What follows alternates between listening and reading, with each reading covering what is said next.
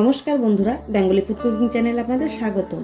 আমি আজকে বানাবো সজনে ডাঁটার চচ্চড়ি।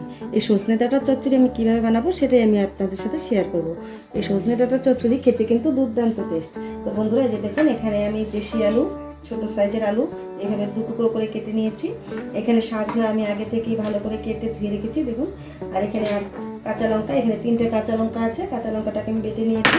আর এখানে কিছু সাদা সর্ষে আছে, সাদা সর্ষেটা আমি ভালো করে ধুয়ে ভিজিয়ে রেখেছি। তো চলুন বন্ধুরা, এই সজনে ডাঁটার চচ্চড়ি আমি কীভাবে বানাবো সেটাই আমি আপনাদের সাথে শেয়ার করব।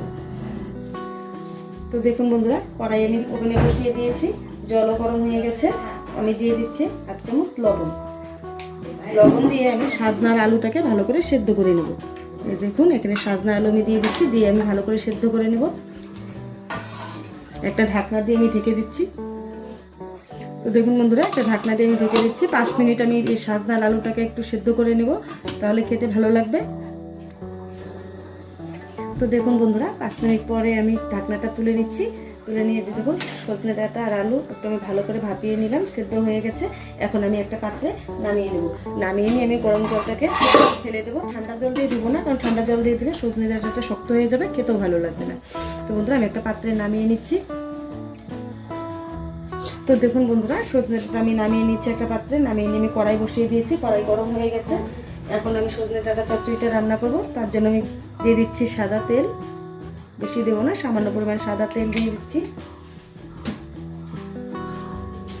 তেল গরম হয়ে গেছে। ফোড়নের জন্য আমি দিয়ে দিব সামান্য পরিমাণ জিরে। আপনারা এখানে কালো জিরেও ব্যবহার করতে পারেন, 5 ফোড়নও ব্যবহার করতে পারেন। আমি এখানে জিরে ব্যবহার করলাম। আর বন্ধুরা, আমার এই চ্যানেলটি কিন্তু পিওর ভেজ, কোনো পেঁয়াজ রসুন কোনো কিছুই এখানে অ্যাড হবে না।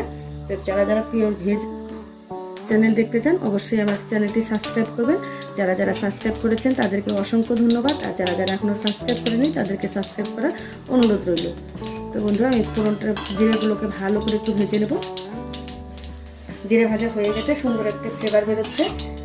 এখন আমি দিয়ে দেবো সেদ্ধ করে রাখা সজনে আর হচ্ছে আলু।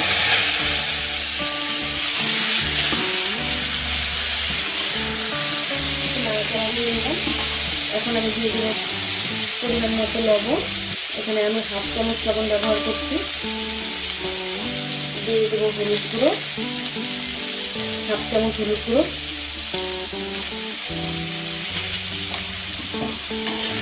আর দিয়ে দেবো বেটে রাখা কাঁচা লঙ্কা।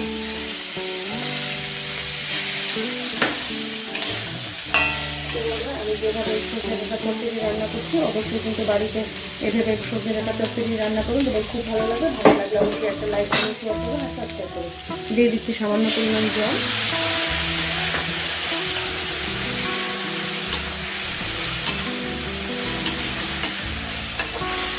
বন্ধুরা, আমি পাত্র দিয়ে ঢেকে দেবো। ঢেকে দিয়ে আমি যে সর্ষেটা ভিজিয়ে রেখেছিলাম সেই সর্ষেটা বেটে নেব।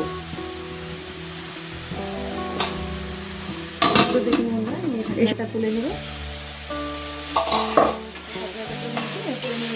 আর আমি ঢাকনা দেবো না, জলটা একটু ভালো করে শুকিয়ে নেব।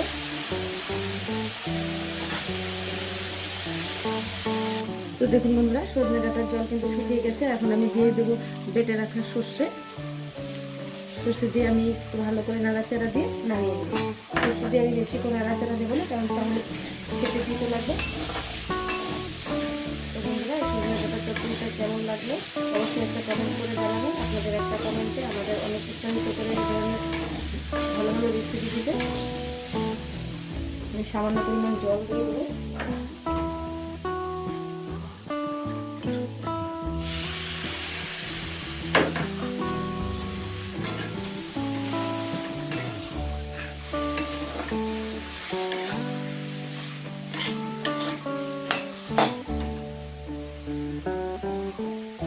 তো দেখুন বন্ধুরা, সজনে ডাঁটার চচ্চড়ি হয়ে গেছে। এখন আমি একটা পাত্রে নামিয়ে নিব।